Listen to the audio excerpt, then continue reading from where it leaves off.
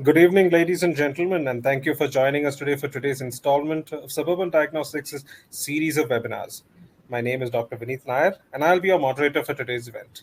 Today, we have lined up two sessions to provide insights into the recent advances in tuberculosis management.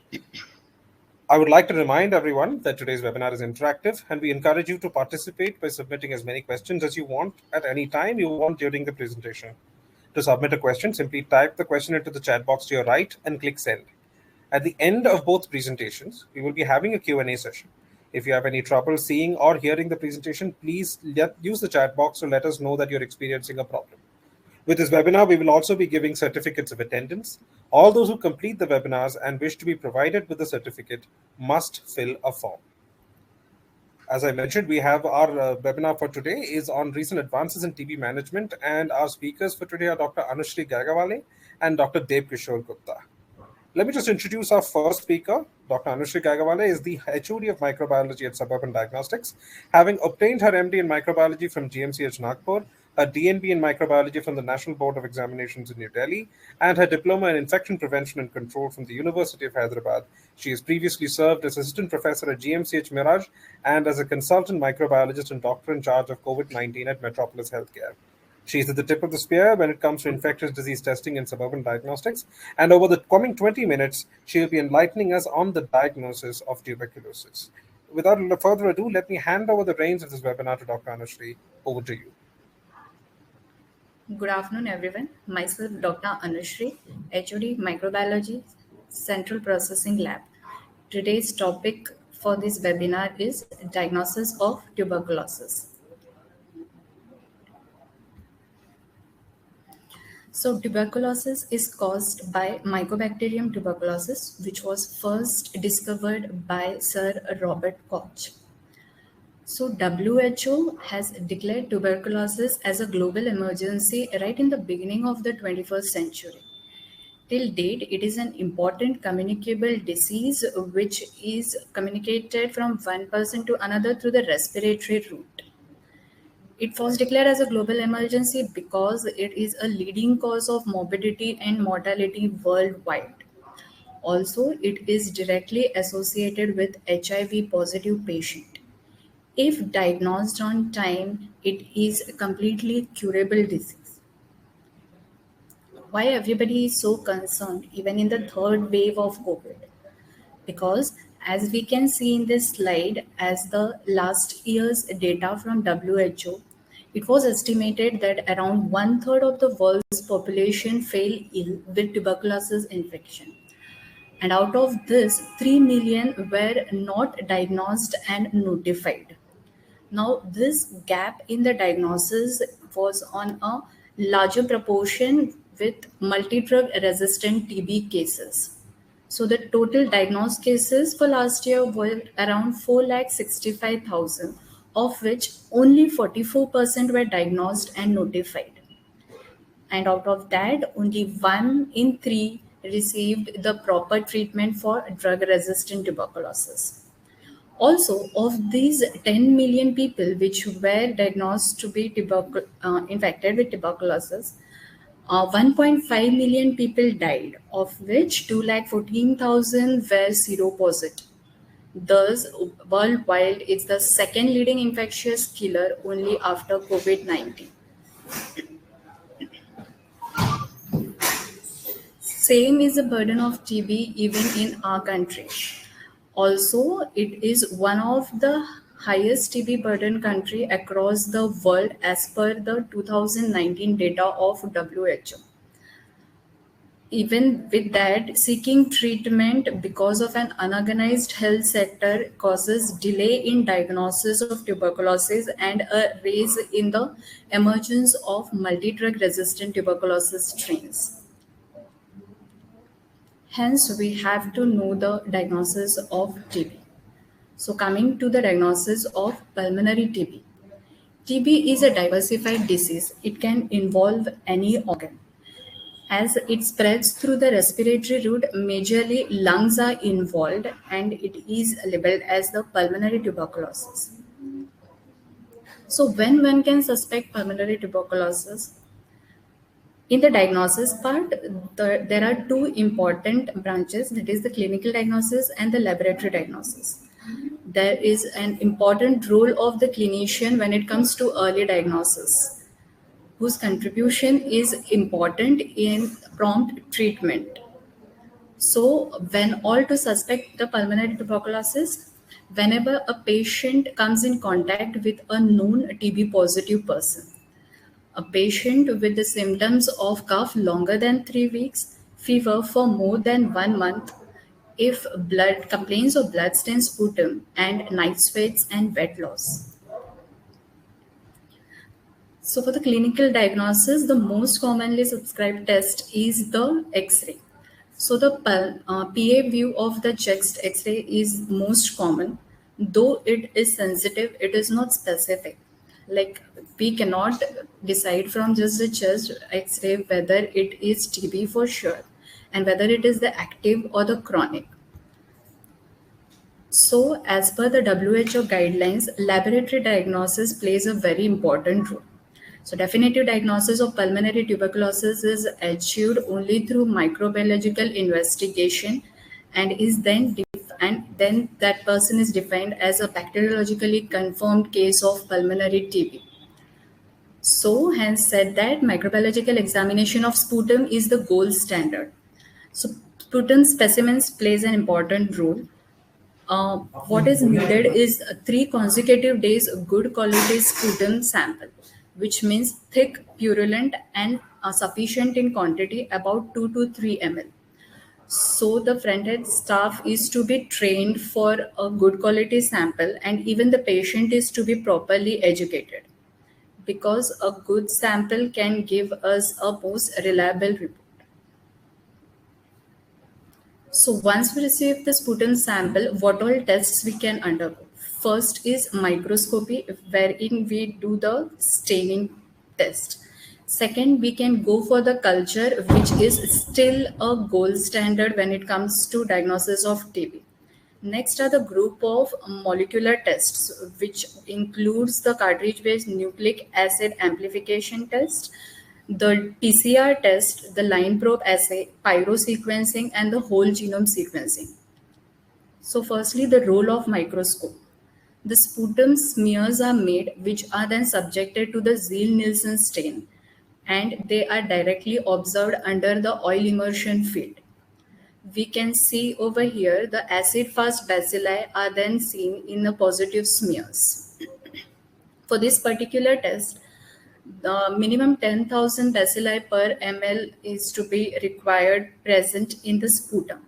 Now, the advantages are that it is cheap, rapid, and easy to perform, and even this test is got a high specificity of 95% to 98%. Having said that, it has got a variable sensitivity.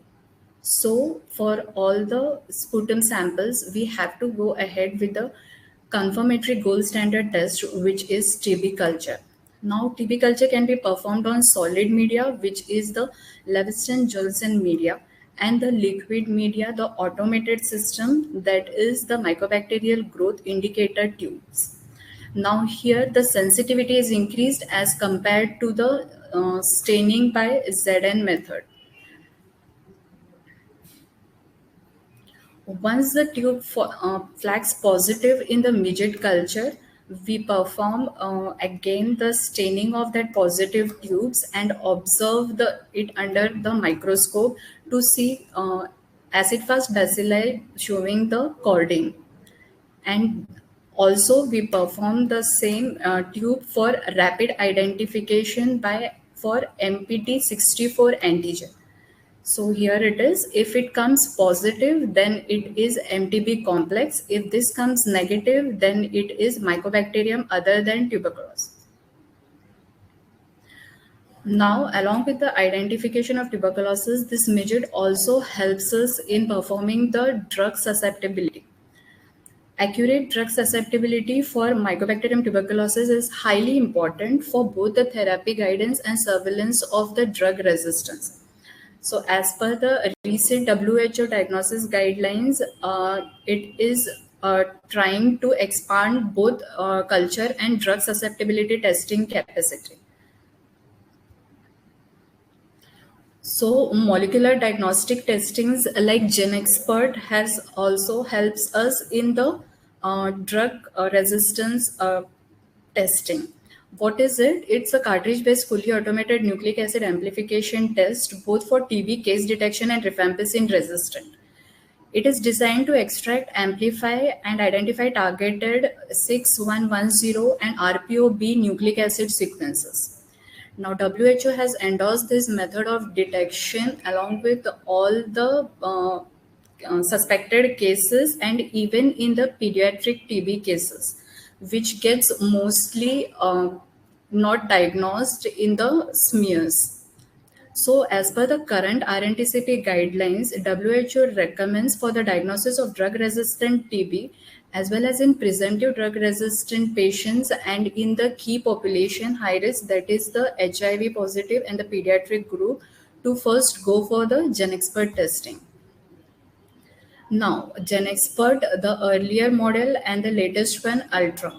WHO has, in a phase-wise manner, started Ultra all over its GenExpert centers. So, what is the advantages of the Ultra over the original RIF?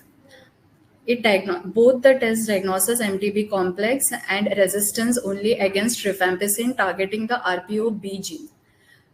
Amplification for the TB detection here is a multi-copy target, that is the two insertions, which is IS6110 plus IS1081. Now the advantage is the TAT, which gives us result within 1.5 hours, and also the sensitivity so that the dropout cases are minimized. Like I said, advantages is that point of care TAT is of 2 hours and it detects almost 70% of TB positive cases which were found to be smear negative pulmonary cases. Also, it is useful in diagnosis of TB in HIV co-infected patients and pediatric age group. The disadvantage being it gives us resistance only against the rifampicin drug and no clear picture about the isoniazid. The 5-year data of the Suburban Diagnostics also shows a similar kind of findings. That is, GenExpert is recommended to avoid misdiagnosis of smear negative pulmonary TB. And in 33% of the smear negative cases came positive when they were run on the GenExpert Ultra. Hence, as per the WHO guidelines and the recent program of NTB, it can be used as a first initial diagnostic test rather than a follow-up test only in case of smear negative pulmonary TB. Also, it helps, as I have already mentioned, it helps us in knowing the resistance against rifampicin drug. So in this particular study, it was seen that 15% of the MTB detected cases were found to be rifampicin resistant. And from these 15 RR TB cases, 30 cases were smear negative. So if it would not have been run on GenExpert, they would have otherwise missed and led to the spread of drug-resistant TB.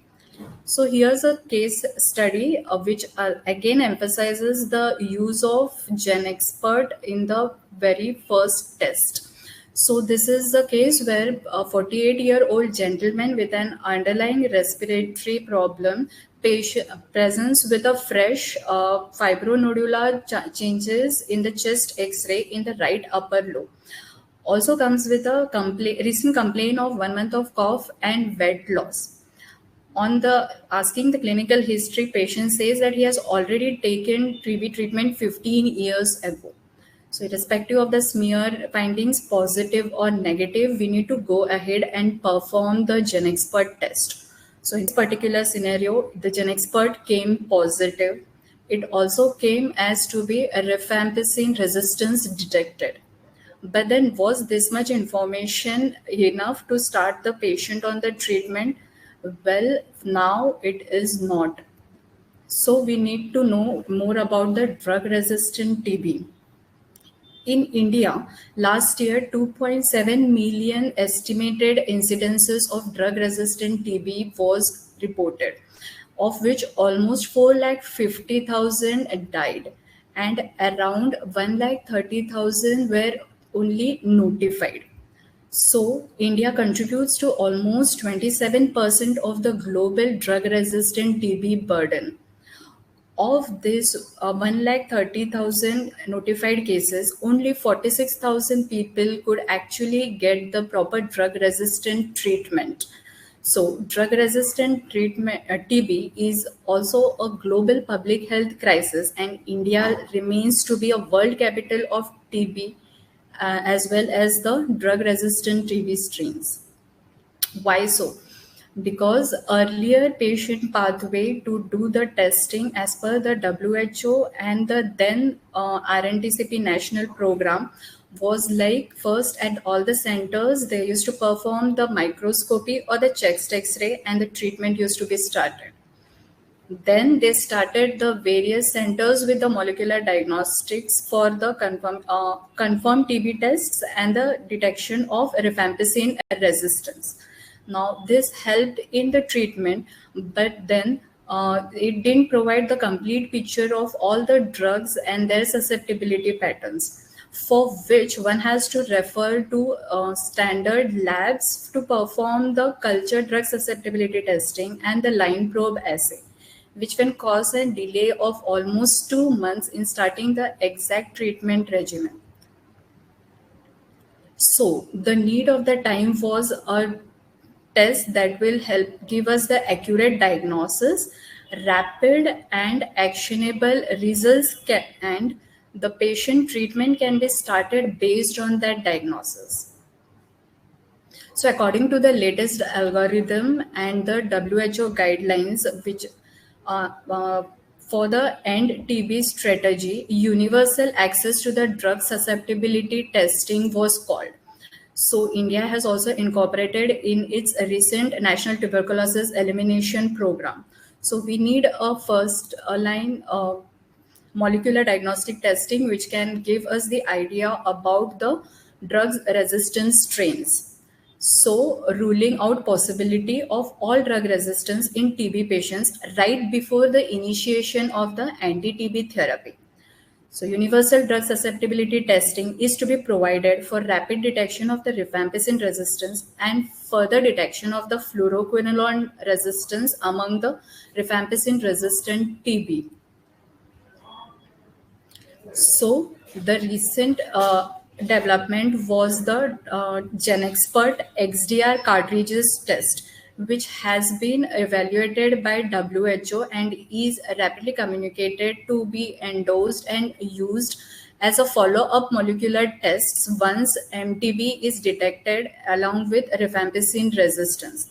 So it can potentially improve access to rapid drug susceptibility testing, especially as I mentioned earlier, to rule out fluoroquinolone resistance, which is required to start the shorter, newer regimen treatment of oral bedaquiline in case of the MDR and the rifampicin resistant TB regimen. So when these GenExpert XDR can be tested, it can be tested on the pulmonary specimen where MTB is detected, as it helps us in detection of resistance against isoniazid, ethionamide, fluoroquinolones, and injectable second-line drugs. So it is a reflex test for the pulmonary samples which has come MTB positive. So this test intended as an aid in the diagnosis of XDR tuberculosis if used properly in conjunction with both the clinical and other laboratory findings.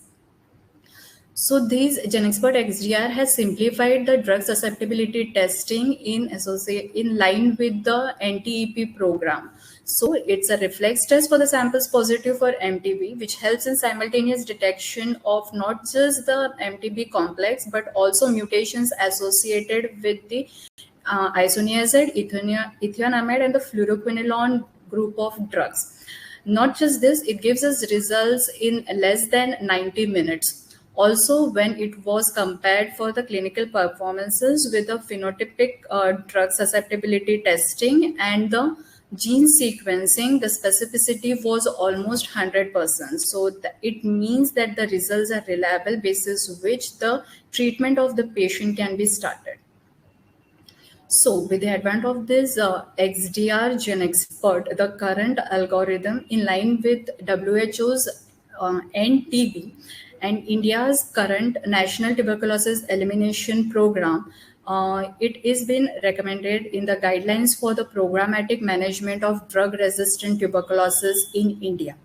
It is a preferred test, molecular genotypic test for the detection of drug resistance, as it also supports the universal DST program to rule out the first line drug resistance with isoniazid. Not just that, it initiates the treatment on the first day itself. So it's a rapid molecular drug, DST, which can be reported within 3 hours. This will help reduce the gap between estimated and the actual number of the monoresistant isoniazid cases and the actual drug resistant TB cases. So this is what the current algorithm suggested under the National Tuberculosis Elimination Program of India. And this is how this GenExpert XDR can impact both on the diagnostic and the treatment pathway.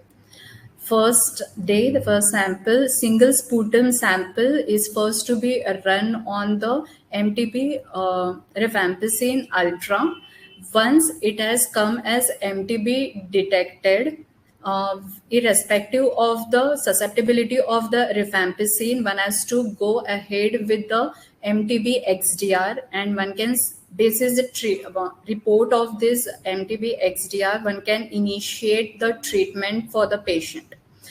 At the same time, the DST is to be culture DST is to be performed, and then once the report of this DST is obtained, 4 to 6 weeks later, the drug susceptibility, one can adjust the treatment if needed, or one can just continue the treatment which was initiated on the very first day. So, with the diagnosis of XDR tuberculosis and this test, what are the advantages? The first and very foremost is the one simple sputum sample is sufficient enough for the full spectrum of the TB diagnostics. So, the dropout cases will come down. Also, faster time to result as compared to the other existing molecular DST tests. It detects the mutations, as already mentioned, to isoniazid, fluoroquinolone group of drugs, the second line injectable drugs, and ethionamide, this will help the clinician select the right treatment regimen for patient infected with resistant TB. So, fast laboratory results will help in early initiation of appropriate treatment. So, what is our contribution of Suburban Diagnostic as a private lab? We have a dedicated Mycobacterium tuberculosis lab as per the guidelines laid by the both international and the national accreditation boards, CAP and NABL. Also, midget culture, we are accredited by the National Tuberculosis Elimination Program, which was earlier RNTCP. For both the MDR detection cartridges and the XDR GenExpert, we are working in association with IPAC, which is works towards initiative for promoting affordable and quality TB tests. The various services that we offered in diagnosis of the pulmonary TB are follows. The AFB staining by the Ziehl-Neelsen, then as I mentioned, the midget rapid culture, which works on non-radiometric fluorescence. Also, the culture DST, working on the same principles, we also provide TB DNA PCR testing reports. And the recent advances being the GenExpert, rifampicin Ultra, and the GenExpert XDR, both based on the cartridge-based nucleic acid amplification tests. Thank you for your patience listening. Thank you for that informative presentation, Dr. Anushree. Let me just remind everyone that we'll be having a consolidated Q&A session towards the end of the webinar. And please keep adding your questions to the chat box or sending to us through various social media. Let me take this opportunity to now introduce our next speaker. Dr. Devkishore Gupta is the Director of Medical Affairs at Cepheid India. He holds a postdoctoral fellowship in molecular microbiology from the University of Central Florida and a fellowship in clinical microbiology and infectious diseases, Netherlands, and a postgraduate diploma in infectious disease. In the past, he has held such posts such as the head of clinical microbiology and infectious diseases, head of infection control, quality, and clinical excellence at such institutions as the CK Birla Group of Hospitals and Ruby General Hospital. He has 30 plus publications in numerous national and international journals and is also an esteemed reviewer and editor of many international journals. Today, he brings us his unique expertise and knowledge on the latest platforms for the detection of XDR TB. Over to you, sir. Thank you. Thank you so much for the kind introduction. This is a great opportunity to talk to a lot of people. And I must thank Dr. Anushri for this wonderful presentation. It really set up the context. So I'll quickly share my screen.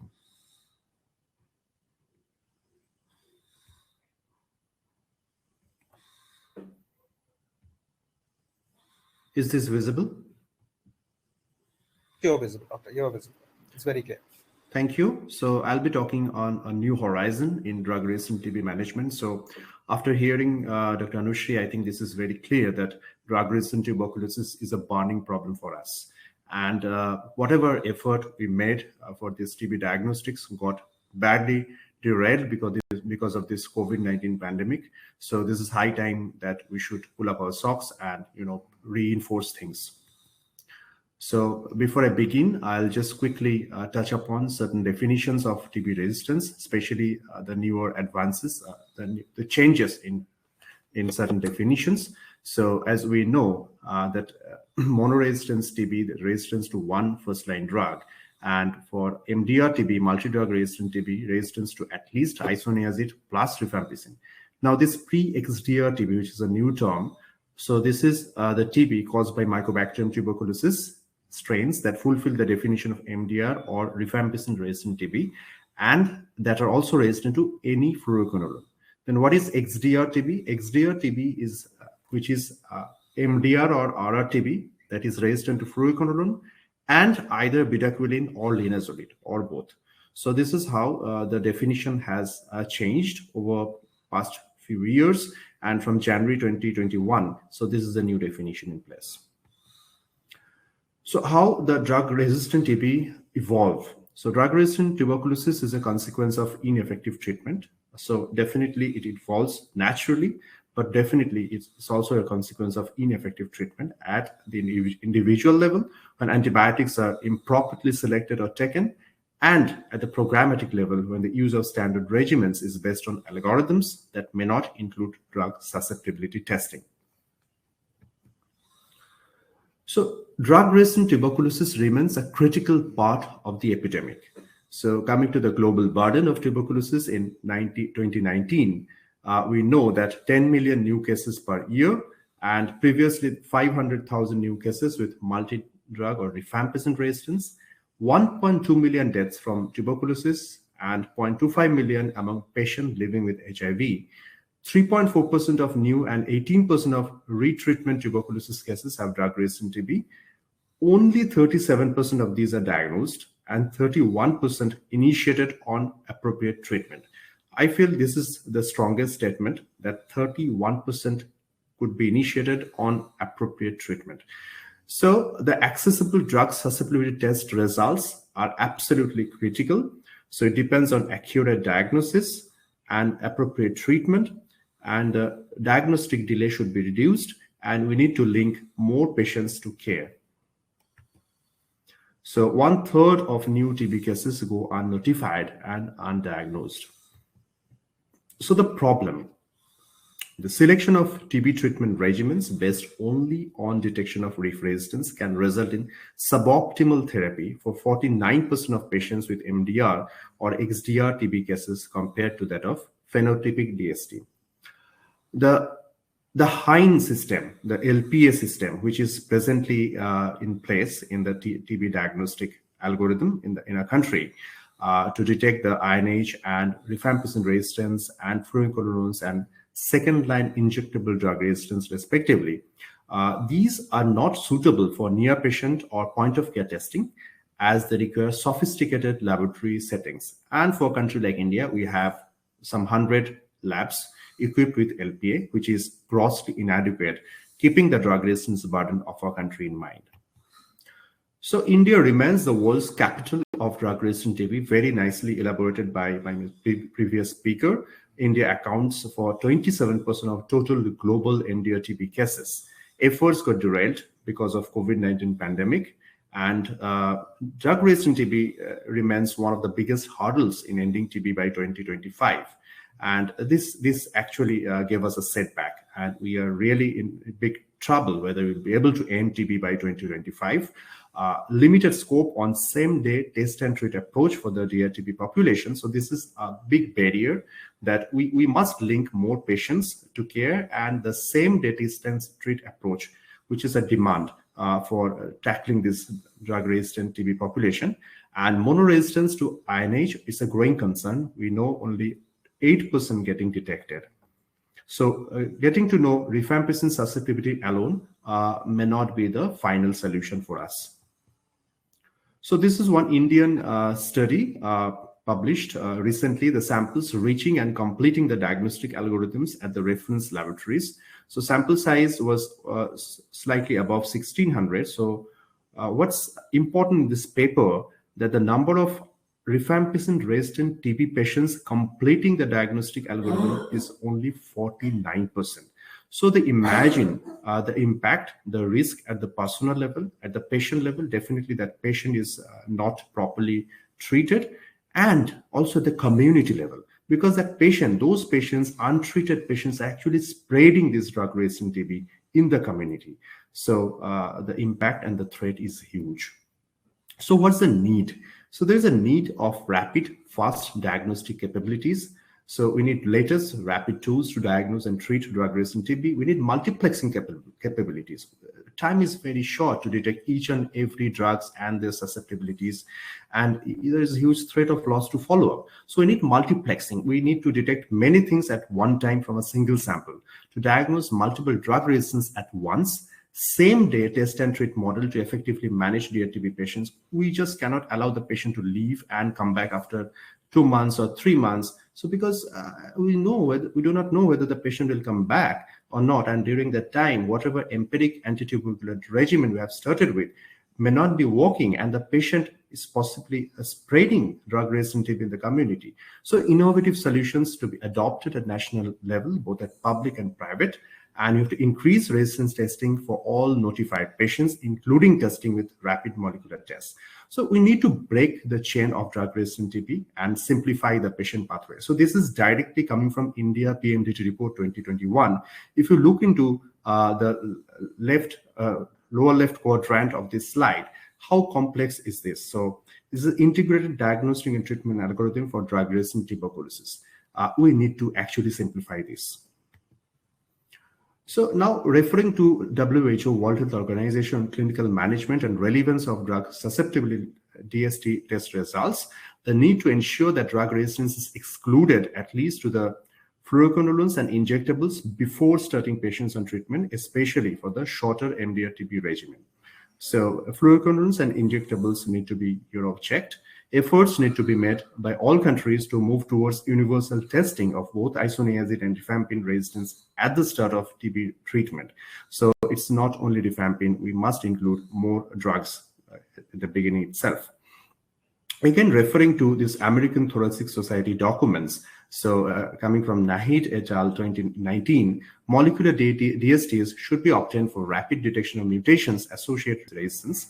So molecular DSTs are taking a lot of highlight, and this is definitely the way forward.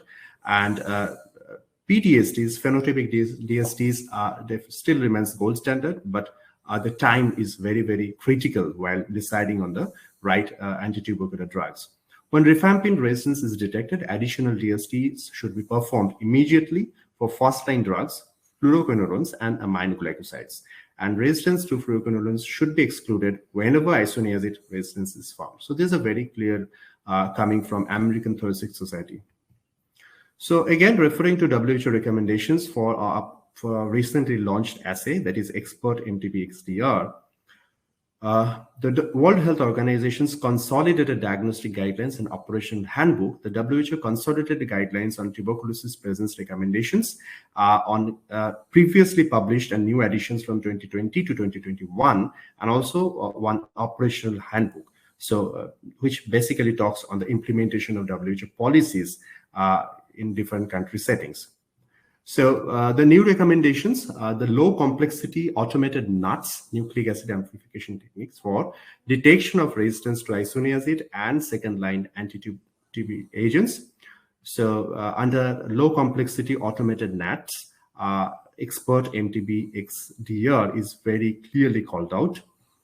And this is the data coming from 3 studies having some more than 1,000 participants. High diagnostic accuracy of low complexity automated NATs was confirmed. And WHO has published this with overall sensitivity of all this isoniazid, fluoroquinolones, amic acid, and ethionamides close to 95-96%. And specificity is well above 98%, and for ethionamides actually 100%. So a single step option is now available using the first-in-class low complexity automated NAT, which detects both INH and fluoroquinolone resistance simultaneously. So this is very well summarized by World Health Organization. Now this is the operational handbook on tuberculosis. So this gives a good practical considerations for implementations of Cepheid Expert MTB XDR test. It gives the policies and planning, equipment, digital data, quality. It talks on quality assurance, recording and reporting, and also training and competency assessment. So introducing the Cepheid's latest technology innovation, that is the 10-color technology. What is that 10-color? So I'm sure that you have been hearing a lot of buzz about this 10-color technology. This is a very innovative technology. It's based on excitation detection technique. And this is the first PCR system with integrated 10-color capability for your hospital, your lab, and point of care settings. So what is 10-color technology? So 10-color module is actually a combination of 6-color module plus calibration for 4 additional dyes. So it depends on innovative excitation detection technique, and it detects a broader spectrum of pathogens and provides a means to detect a broad spectrum of antimicrobial resistance, as well as syndromic testing in a single assay. So the future is on syndromic testing. So it gives a perfect platform for that and can detect broader spectrum of pathogens and targets from a single sample. So the 10-color multiplexing delivers the power to independently monitor 10 or more different signals, detect an expanded number of genetic targets to enable syndromic testing, scale up testing solutions available in any of our GeneXpert systems, and this can deliver the same exceptional speed, accuracy, and ease of use for the existing expert menu. So it actually shines a new light on overall TB diagnostics and has the potential to change the entire TB diagnostic algorithm in the world and impact the lives of millions of people. So as we know, the journey started long back when with Expert MTB Reef, when the results were available in 110 minutes, complex technology was made easy. Then came the Expert MTB Reef Ultra, when the results were available in less than 80 minutes. It's a big tube format, exceptional multiple clinical performance. So it essentially dealt with melt curve analysis for improved rifampicin resistance, detection of heteroresistance, silent mutations, etc., which are pretty innovative. And in 2020 came this Expert MTB XDR, where the results are available in less than 90 minutes with expanded diagnostic scope. So from outside, the equipment and the cartridge look same, but internally, a lot of things have evolved, a lot of things have advanced. So it's a huge progress from 4-color to 6-color, then to melt curve analysis, and finally to 6-color to 10-color. So the intended use of the Expert MTB XDR, so that's performed on GeneXpert systems, is a nested real-time polymerase chain reaction in vitro diagnostic test for the detection of extensively drug-resistant Mycobacterium tuberculosis complex DNA in unprocessed sputum samples, concentrated sediments prepared from sputum, or positive midget culture. So we have these 3 labeled claims. You can do it from unprocessed sputum, processed sputum, sediments, and also from a positive midget tube. So you can, in specimens where AMTP is detected, the expert MTB XDR assay can also detect isoniazid, ethionamide, fluoroquinolones, and second-line injectable drugs. And one thing I would like to emphasize over here, this is a reflex test whenever there is MTB is detected. So it does not necessarily mean that you have to first identify drug resistant. No, any MTB detected cases can be subjected to this MTB XDR assay. This assay is intended for use as a reflex test for a specimen that is determined to be MTP positive. So MTP positivity is good enough for reflexing. This test is intended as an aid in the diagnosis of XDR tuberculosis when used in conjunction with clinical and other laboratory findings. So it's a reflex test for samples positive for MTB and simultaneous detection of MTB complex and mutations associated with INH, ethambutol, fluoroquinolones, SLID resistance. And it has got onboard controls for each individual sample, that sample volume adequacy, whether the sample volume is adequate or not. Probe check control, it checks all the default factory settings, and specimen processing control, whether everything in the PCR are in line with the expected requirements. So that's also assured. And results are available in less than 90 minutes. And it's a closed cartridge system, which minimizes risk of contamination. And on-demand results are available in 24/7, and it's a completely random access. So this is the current pathway of drug resistance tuberculosis in India. So smear microscopy or chest X-ray, as very nicely told before by Dr. Anushri. So the time to result is 2 hours, lead time is approximately 1 day. And then the molecular TB test, so lead time same day, and then CDST and LPA, where you can see the time to result is 2 to 56 days, lead time is 2 months, but it's perhaps more than 2 months. So this is the present pathway. Then the actual treatment starts. So you have to wait for at least 2 months before you start the right treatment. So the frontline molecular test only confirms the first-line drug resistance TB. Treatment gets delayed up to 2 to 3 months for most of the drug-resistant TB patients, and these patients keep transmitting the drug-resistant infections in the community. Undiagnosed MDR TB and XDR TB patients poses a very high risk to the community. So now the NTP, National Tuberculosis Elimination Program, aims to decentralize the drug-resistant TB treatment. A lot of steps are being taken by NTP.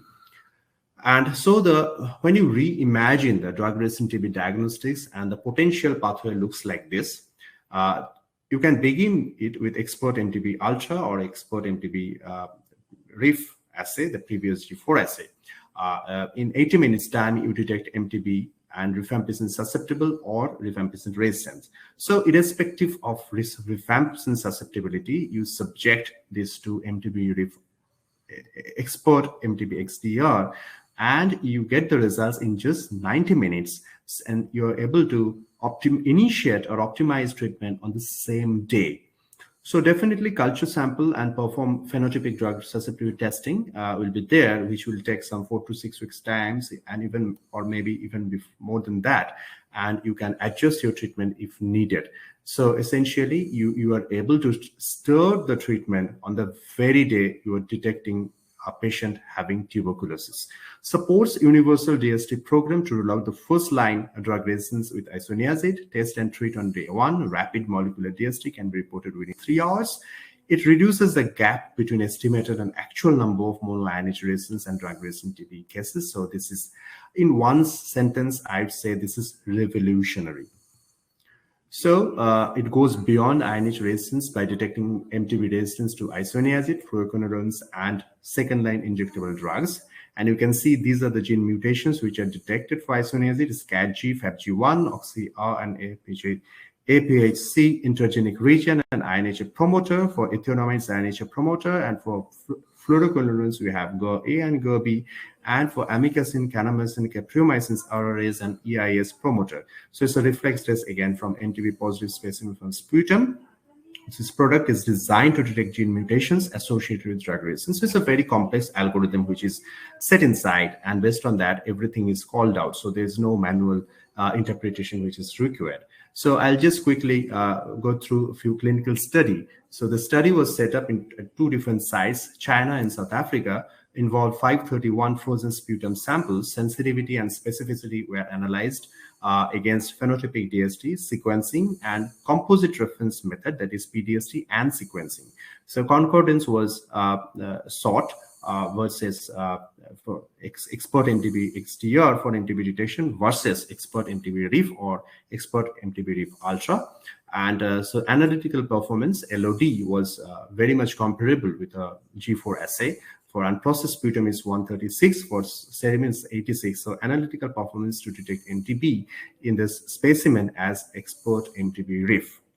So this is the clinical performance versus phenotypic DST. You can see the isoniazid, fluoroquinolones, amikacin, kanamycin, kepromycin, and ethioamides. It's well above 87%, 84%. For ethioamide, there's one single gene probe was involved, so it's a bit low, 64.7%.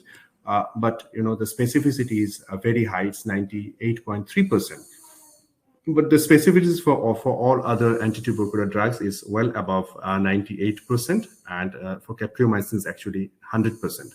So when you compare against sequencing, so this is actually very, very high, and you can you'll be interested to see that for ethionamide is actually 97.2%, and the specificities are almost 100%.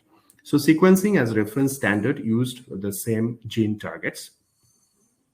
And this is a concordance with existing TB test. So as you can see that with expert MTB RIF, the PPA, the agreement is 98.9%. The negative agreement is 93.8%. With expert MTB RIF Ultra, the PPA is 99.5% and NPA is 100%. So MTB detection is completely comparable to expert MTB RIF Ultra. So it gives us a lot of confident, this will not miss any case at all.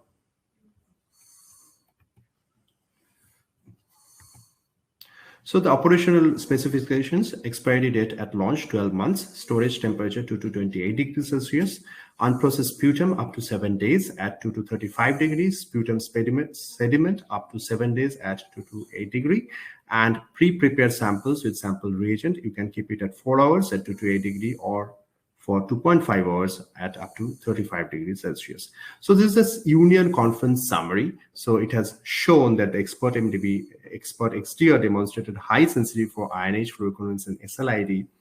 And expert XDR has no difference in performance compared to HINE, and the non-determinate rates were low, and user appraisal was very positive. So in fact, it has gone one step ahead by saying that certain mutations were missed by first-line LPA, which was captured by expert MTB XDR.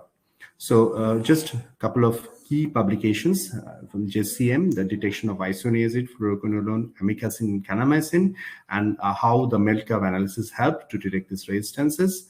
And another publication which talks on the limit of detection comparable to expert MTB assay and successfully detected 16 clinical significant mutations in a challenge set of clinical isolate DNA. So clinical study performed at 2 sites with 100 sputum and 214 clinical isolates. The assay showed a sensitivity of 94 to 100% and a specificity of 100% for all drugs except for ethionamide. So this is how this assay added value of the expert MTB XDR. This definitely fast extended drug resistance profiling, limited infrastructure requirement, detection of fluoroquinolone resistance, which can help in choosing in all oral short code regimens, and detection of isoniazid resistance, and detection of ethionamide resistance, and resistance to second line injectables. So everywhere there is benefit. So the key highlights being the expert MTB XDR assay demonstrated equivalent limit of detection to expert MTB RIF. The expert MTB XDR assay detected 100% of tested resistance mutations and showed some utility for resistance detection in strain mixtures. And for the heteroresistance assessment, there was 100% detection of resistance when resistance populations comprised of just 10% of the mixture of INH resistance 25% of fluoroquinolone resistance, 50% of ethanoamide, amikacin, kanamycin resistance, 6% of cap resistance. So it can beautifully capture resistance from heteroresistance population. The expert MTB XDR assay reliably detects a wide range of globally relevant isoniazid, ethanoamide, fluoroquinolone, and second-line injectable resistance mutations. And finally, the expert MTB XDR assay is a reliable, sensitive assay for tuberculosis and expanded resistance detection. So definitely, certainly very, very eager to face all the questions in the Q&A session. Till the time, thank you so much for the kind attention. Thank you so much. Thank you, Dr. Gupta, for that illuminating presentation. It was a very lucid and quite interesting one. We have some questions that have come to us through various media, through social media and through the chat box. So we will be dealing with that. But before we start the Q&A, I have a small announcement to make to the attendees. We will now be collecting your details for the certificate. If you look at the chat box, you will notice a link has been posted. Please click this link and enter your details exactly how you want it on the certificate. Let me repeat, just look above the chat box and there is a yellow box in which you will notice that a link has been posted. Please click this link and enter your details exactly how you want it on the certificate. Once you've entered these details and submitted the form, you will receive a certificate of attendance in your email inbox within 7 working days. Right. So let's move on to the Q&A session. So the one question that's I think I'll let Dr. Devkishore answer this one. Can this new expert XDR TB test be used as a first-line direct test for diagnosis instead of simply as reflex? Will it not save more time to use it as a direct test? In that case, you'll miss out rifampicin. So this is off-label. So we always recommend that first you begin with expert MTB Rif Ultra. You detect MTB and also rifampicin resistance or susceptibility, then follow it up with XDR assay. Otherwise, if you begin with XDR, rifampicin is not there. So you can understand the difference. Understood. Dr. Anushri, there's a question. The NTEP in their current recommendations have mentioned LPA as the test, their testing algorithm, I think, which Dr. Devkishore had also shown us a small thumbnail of that algorithm. What are the challenges in expanding the use of LPA? And given the number of labs which have started PCR setups for COVID, wouldn't it be easier to just start LPA? Yeah. So first of all, for starting the line probe assay testing, we need to have a biosafety level 3 lab, and we need to have proper physical separations, and those cabinets we will be requiring like 3 specific rooms. Not just that, we need to have even trained personnels. The technicians are to be properly trained because it's a very demanding procedure of reverse hybridization, and we will be directly dealing with the live Mycobacterium TB. So and carryover contamination, crossover contamination chances are very high. So yeah, it is one of the recommended tests by WHO, and it is endorsed even by Government of India. The only thing we have been looking forward to this other molecular diagnostic testing for drug resistant TB is the time. Like even if we submit the sample for line probe assay to determine the drug resistance, it can take anything between 1 week to 2 weeks, and we can't, and it all depends like how the process turns out to be.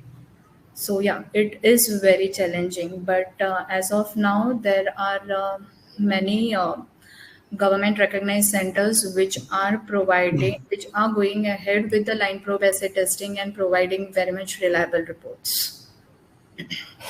So basically what you're saying is it's very complicated. It's not as simple as it sounds. Just because somebody has a PCR lab does not mean that they'll be able to start. The PCR labs which we are saying for COVID, I doubt they can help.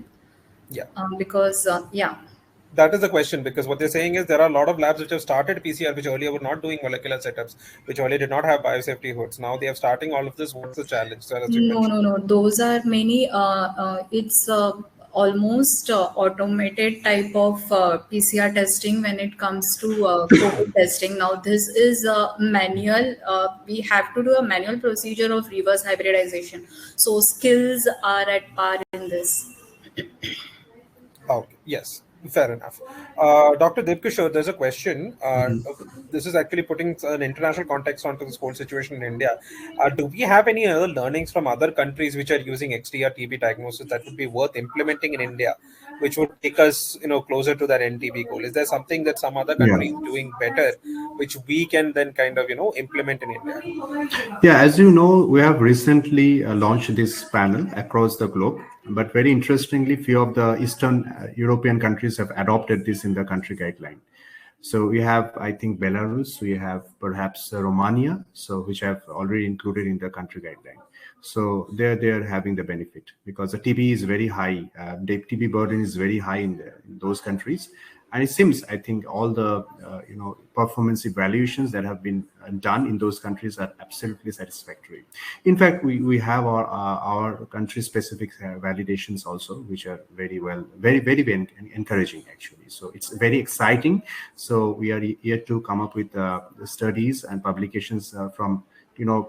Anyway, Find has already published, a couple of, I think, publications from XDR, and very, very encouraging. And as I told during my presentation, it's actually, able to detect more mutation, more resistances than LPA. So, and everything in just 90 minutes time. So you can understand the impact. So from 3 months to 90 minutes. Yeah, that's a huge drop. Another question, again, this is for Dr. Anushri. Of the non-pulmonary TB samples, which is the ideal sample per system that you would recommend? Which are the samples that you usually find in your experience you get the highest yield or positivity out of? Non-pulmonary sample, the most common sample that we receive are the pus samples, the various pus samples. And with experience with the ultra is, we have the sensitivity very much ranging from 25 to 30%. So yeah, even like WHO has suggested and endorsed it for non-pulmonary samples. This is the various validation studies being conducted. First is the most common, which is then followed by tissue samples. But then the sensitivity in tissue sample is not that very promising. Like my personal experience is not that promising. We suggest everyone for culture. Dr. Debkishore, this current new test, the XDR TB test, can it be used for non-pulmonary samples, or currently is it only for pulmonary samples? This is presently recommended to be used from sputum samples and positive Maget tubes. So if you use for non-pulmonary samples, like extrapulmonary samples, this will be off-label. Okay. There's a very interesting question that I've received by a message. Will the change in the definition of XDR TB change the number of people currently classified in India as XDR TB patients? Because as we mentioned earlier, we had the second line injectable drugs as one of the criteria for XDR TB. Now we're mentioning group A drugs. So will this change the number of people currently classified as XDR TB? Will we be able to reclassify our patients as XDR TB patients? Yeah, I think there will be some changes, and your apprehension is perhaps right. So the numbers, apparent number may be higher, and as you can see, SLID does not feature. So, but again, the need for SLID cannot actually be ruled out because this is a time-tested drug. So a lot of things we need to understand actually. So TB notification is not very great as of now. So once we have more data based on this newer, definition, we need to know that whether, the exact change, or rather the reflection in the burden of XDR, because the pre-XDR term was not there before. So now these changes has taken place. So it would be interesting to find out how we actually go about it. Great. There's one more question. What do you think on the patient management, and have you actually seen any particular national level implications of adopting this kind of fast XDR testing?